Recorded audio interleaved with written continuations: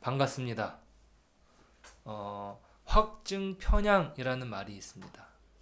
자, 이 말은 쉽게 말하면 자기가 어떤 것을 생각하고 있어요. 또 자기가 가지고 있는 어떤 신념이 있습니다. 자, 그런 자기 생각이나 어떤 신념에 맞추어서 다른 사람을 생각하는 거죠. 자, 그러니까 다른 사람이 어떤 이야기를 하더라도 그 이야기는 들리지 않는 것이고 미리 판단해 버리는 거예요. 자, 그러니까 이것은 특별히 재판이라는 상황이라면 더욱 조심해야 됩니다. 자, 저 사람이 범인일 거야 미리 생각을 해두고 그 사람이 하는 말 그 자체 아니면 어떤 정황이나 증거도 다 그 사람이 죄인이다라고 하는 것으로 몰고 가는 경향이 있습니다. 자, 그러면 멀쩡한 사람이 죄인으로 둔갑해 버리는 거죠. 잘못된 판단이 바로 그런 확증 편향 안에서. 자, 사람이라는 존재가 오류를 범할 수 있는 존재입니다. 자, 그러니까 그런 말이 있어요. 사람은요, 보고 싶은 것만 본다. 그러니까 더 많은 증거들이 있고 더 많은 사실들을 근거로 해서 판단을 내려야 되는데, 자, 그러려면 많이 들어야 됩니다. 듣고 그 정황을 살펴보고 그러면서 그 사람이 맞는 말을 하는지 보는 것이죠. 자, 1절에서 기록하는 것처럼 사연을 듣기 전에 대답을 하는 자가 미련하다고 하는데요. 13절 말씀 같이 볼까요? 사연을 듣기 전에 대답하는 자는 미련하여 욕을 당하느니라. 자, 그러니까 그 사람이 말하는 것을 듣기 전에 대답을 쏟아내는 것.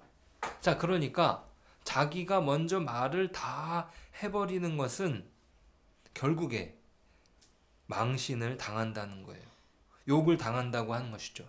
자, 이것은 오늘 본문의 17절에 이 재판과 관련된 상황과 연결되는 것입니다. 17절 말씀 읽어볼까요? 송사에서는 먼저 온 사람의 말이 바른 것 같으나 그의 상대자가 와서 밝히느니라. 자, 송사, 재판을 하는 과정입니다. 자, 그 과정에서는 더욱 상대방의 말을 세심하게 들어야 됩니다. 자, 어떤 사건에 대한 판단을 내리기 전에 중요한 덕목이 바로 들음이라는 덕목이에요. 자, 재판을 한다는 것은요, 어떤 복잡한 퍼즐을 맞추는 것과 같아요. 하나하나 그 퍼즐을 맞추듯이 상대방의 말을 주의하여 듣고 판단을 내리는 것입니다. 아, 이 정황이 이런 어떤 사실을 보여주고 있구나. 자, 그렇지 않으면 자기가 가지고 있는 생각에 의해서 그 사람을 판단하면 수치를 당하기 마련입니다. 자, 우리 역사 안에서도요, 적지 않은 사람들이 억울하게 재판을 당하고 그 잘못된 판결로 억울한 옥살이를 하기도 합니다. 그래서 종종 뉴스에 나오죠. 진짜 범인이 나타나서 내가 그렇게 사람을 죽였다. 그런데 다른 사람이 옥살이를 하고 나온 경우들이 종종 있습니다. 자, 그러면서 수십 년 전의 판결이 뒤집어지는, 그래서 그 사람의 억울함을 풀기 위해서 정부가 나서서 그것을 보상해주고 또 미안하다고 이야기를 합니다. 자, 그것은 아주 부끄러운 일이 되는 것이죠. 수치를 당하는 것입니다. 듣기보다 말하기를 좋아하고 자기의 의견을 쏟아내는 것은 바로 수치와 망신으로 결말을 맺을 수 있다. 자, 들음이라는 것은 겸손의 다른 얼굴입니다. 겸손은 스스로 자신을 낮추는 태도죠. 자, 그런데 수치는 무엇입니까? 타인에 의해서 낮아지고 망신을 당하는 거예요. 자, 그러니까 우리는 말하기를 더디하고 듣기는 신속히 하는 지혜가 필요합니다. 자, 그런 과정에서 다른 어떤 것에 영향을 받아서는 곤란합니다. 가령 뇌물 같은 것이 들어온다면 그것은 위험한 것이죠. 오늘 16절에서 기록하는 16절, 사람의 선물은 그의 길을 넓게 하며 또 존귀한 자 앞으로 그를 인도하느니라. 자, 여기서 선물은, 자, 이게 선물인지 뇌물인지 그 경계를 정하는 것이 쉽지 않습니다. 자, 이것을 선물로 보느냐 뇌물로 보느냐에 따라서 그 사람이 유죄다, 무죄다, 뭐 그런 판결이 달라지게 되는 거예요. 자, 이것은 여전히 그 말 속에 긴장이 내재되어 있습니다. 선물은요, 주는 자가 받는 자에게 조건 없이 받을 사람에게 제공하는 것입니다. 아무런 조건이 없는 거죠. 자, 그런데 이것이 판결의 방향을 바꾸는 뇌물로 변질될 가능성도 배제할 수 없습니다. 자, 그렇기 때문에 이 말씀은 종종, 이 말씀에 대한 해석이 이 선물이 뇌물이다 라고 해석을 합니다.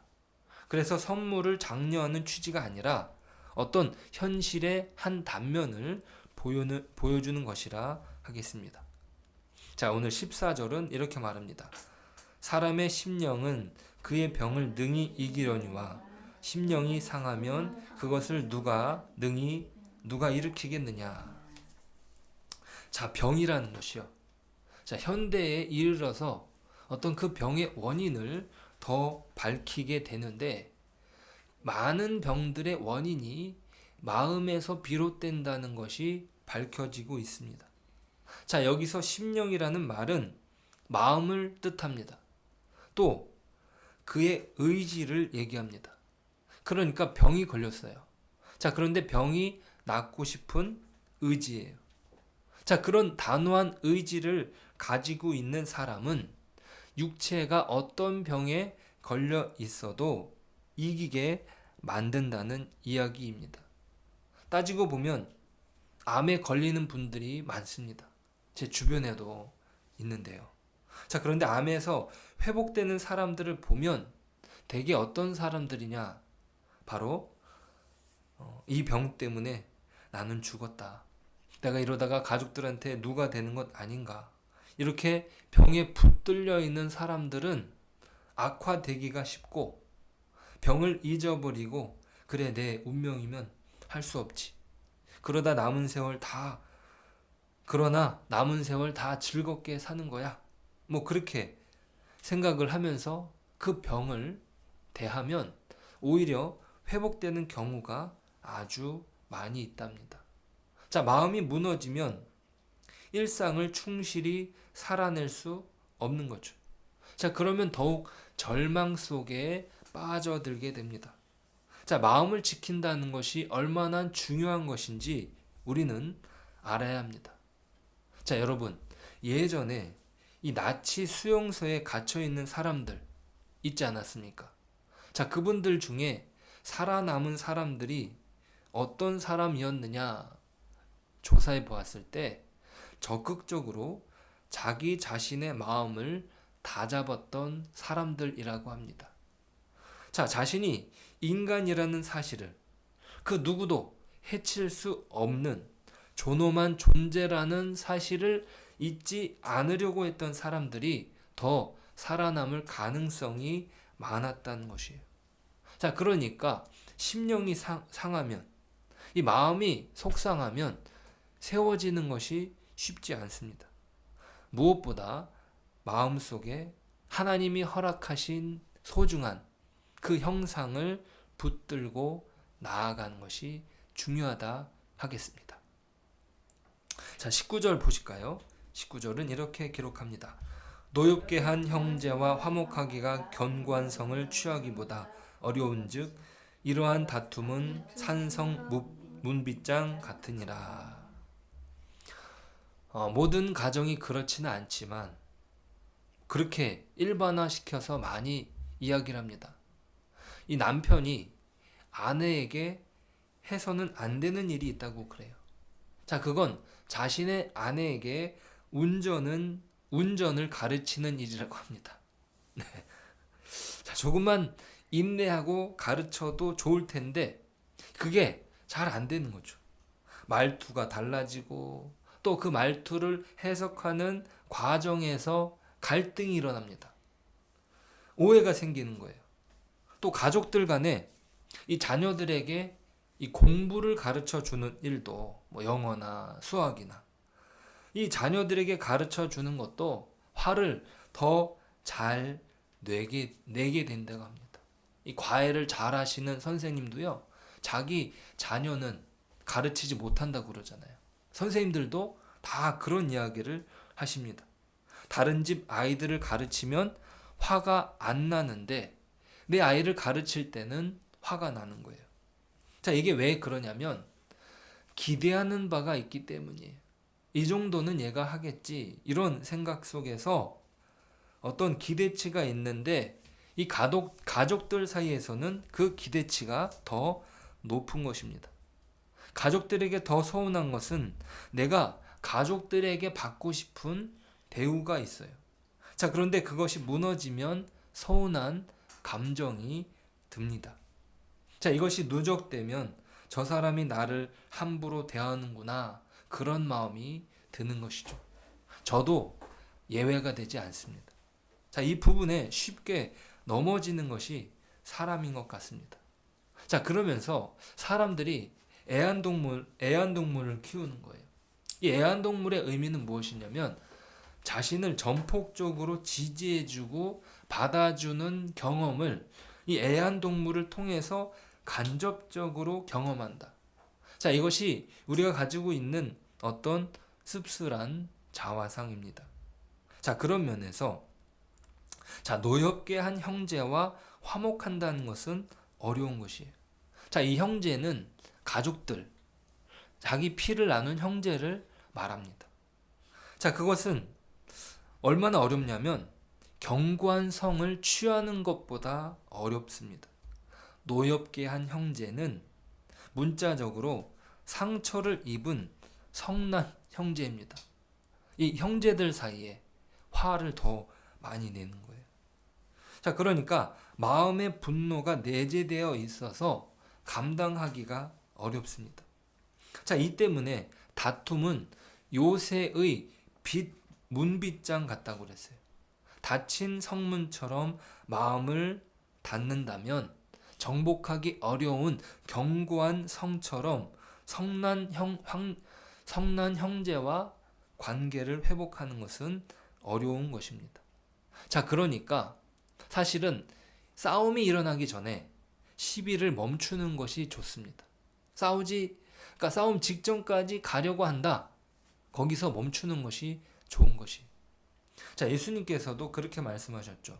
소금을 두고 서로 화목하라. 자, 소금을 두라는 이야기는 무엇입니까? 내가 화가 날 때 소금을 들어가지고 상대방에게 소금을 뿌려라? 그 상처에 더 상처를 내라? 이런 뜻이 아니죠. 소금이라는 것은 무엇이냐면요, 변하지 않는 가치예요. 소금은요, 어디에 두어도 소금인 것이죠. 변하지 않는 가치를 중심에 두고 서로 화목하라는 것이에요. 자, 우리가 서로 감정이 상해서 다툴 수 있습니다. 자, 그런데 형제 사이에서 그 다툼이 일어나면 그것을 푸는 것이 상당히 어렵습니다.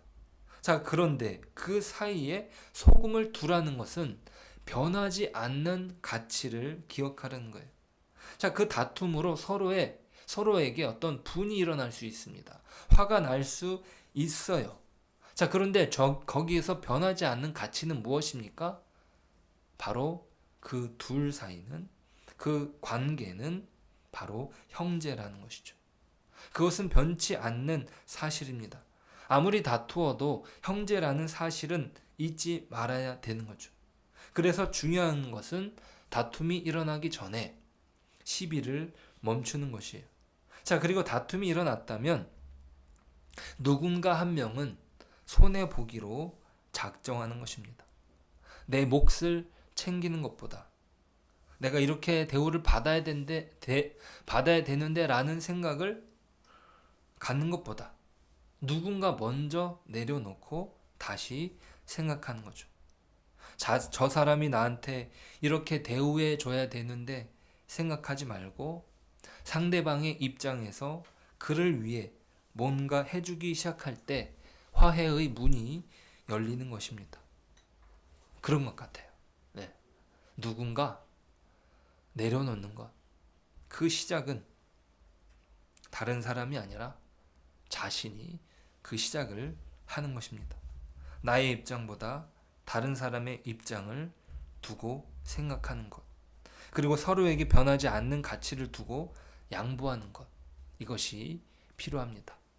자, 이것은 저에게도 똑같은 말씀이라고 생각합니다. 자, 20절 말씀 한번 보실까요? 20절. 사람은 입에서 나오는 열매로 말미암아 배부르게 되나니 곧 그의 입술에서 나는 것으로 말미암아 만족하게 되느니라. 죽고 사는 것이 혀의 힘에 달렸나니 혀를 쓰기 좋아하는 자는 혀의 열매를 먹으리라. 자, 여러분, 만사의 시작이 말에서 시작됩니다. 하나님께서 이 세상을 창조하실 때 도구가 무엇이었습니까? 말씀이었어요. 그 말씀으로 이 세상이 창조됩니다. 자, 말이라는 것이요, 실체가 없는 게 아니에요. 그 말의 열매로 맺는 실체가 있습니다. 실제로 이 말을 통해서 이 물의 형체가 달라진다는 사실이 이 실험으로 증명을 해서 물은 알고 있다. 뭐 그런 책을 일본 분이 쓰셨잖아요. 말로 인해서 이 물의 형체가 달라진다는 거예요. 좋은 말, 축복의 말을 들은 물의 결정은 정말 아름답습니다. 그런데 그 말이요, 그 사람이 일본 말도 쓰고 독일 말도 쓰고 뭐 이태리 말도 쓰고 거기 한국 말도 쓰고 다 써가지고 물 옆에다가 종이에 써놨어요. 자, 그런데 그 말에 물이 영향을 받아가지고 그 결정체가 너무나 예쁘게 나옵니다. 그 물을 얼려봤더니요. 자, 그런데 나쁜 말, 저주의 말을 들은 물은 그 결정체가 아주 나쁘게 맺힙니다. 이 물이라는 것이요, 생명체의 중심이라고 말할 수 있습니다. 우리 몸은 물이 70%예요. 자, 그리고 이 몸을 주관하는 이 뇌는요, 80%가 물입니다. 자, 우리가 내뱉는 말로 인해서 물의 결정체가 나오게 되는데, 이 뇌는요, 내가 상대방에게 그 말을 내뱉었는데 뇌는 이게 상대방에게 말을 했는지 나에게 말을 했는지 인지하지 못한답니다. 자, 그러니까 내가 저주의 말은 상대방에게 내뱉었는데 그 말의 영향은 내가 받는다는 것이죠. 자, 그러니까 내가 나쁜 말을 상대방에게, 세 사람에게 했다면 그 세 사람은 내가 하는 그 말을 한 번씩 받지만 나는 3번 내뱉었기 때문에 3번 내가 그 영향을 받는 것입니다. 자, 그러니까 상대방에게 했던 그 저주의 말이 나에게 고스란히 오기 때문에 그 영향은 절대적인 것이죠. 이 죽고 사는 것이 혀의 힘에 달렸다고 말씀합니다. 그 혀의 열매를 먹는 것은 타인에게 뿐만 아니라 자신에게 훨씬 많은 영향을 미칩니다. 하나님께서요, 세상을 창조하시고 보시기에 좋았더라 라는 말씀을 계속 하셨던 이유가 있습니다. 생명을 창조하시는 하나님께서 축복의 말로 그 생명을 생명되게 소생케 하셨던 것입니다. 우리도 혀로 맺는 열매를 어떤 열매로 맺을 것인가? 이것은 내가 내뱉는 말에 달려 있습니다. 오늘 우리가 어떤 말을 내뱉을 것인가? 그 말의 권세가 엄청나다는 사실을 기억하는 것입니다. 또 다른 사람의 말에 우리가 귀를 기울여 어떤 판단을 내려야 하는 것인데, 그 판단은 사람을 살리기도 하고 죽이기도 하는 것입니다. 그 도구로 주어진 혀의 사용을 우리는 조심해야 됩니다. 예수님께서 생명을 살리시는데 그 말씀을 사용하셨던 것처럼, 자, 우리에게 허락하신 이 혀의 권한을 겸손하게 사용하는 것. 우리가 주님을 닮아가는 그 복된 길로 우리가 걸어가는 것. 저희에게 주어진 복이면서 책임인 줄 믿습니다. 오늘 그러한 삶 속에서 복된 혀의 열매를 먹는 저와 여러분 되시길 축복합니다. 기도하겠습니다. 하나님 감사합니다. 우리가 가지고 있는 우리가 가지고 있는 이 말의 권세가 얼마나 대단한지 기억하길 원합니다. 우리가 하나님의 자녀로서 하나님이 우리에게 축복하시는 것, 그 소중한 가치를 기억하고 오늘도 축복의 말을 하게 하여 주옵소서. 우리에게 양보하는 마음, 우리에게 다른 사람을 이해할 수 있는 넉넉한 마음을 우리에게 허락하여 주시고, 그러한 겸손함으로 오늘 하루 주님의 사람으로 살게 하여 주시옵소서. 그것이 세상이 가져다 줄 수 없는 어떤 가치보다 소중하다는 것, 어떤 것보다 비교할 수 없다는 것, 그것만이 우리에게 주신 하나님의 선물이라는 사실을 기억하며 오늘도 살게 하여 주옵소서. 예수님의 이름으로 기도드립니다. 아멘.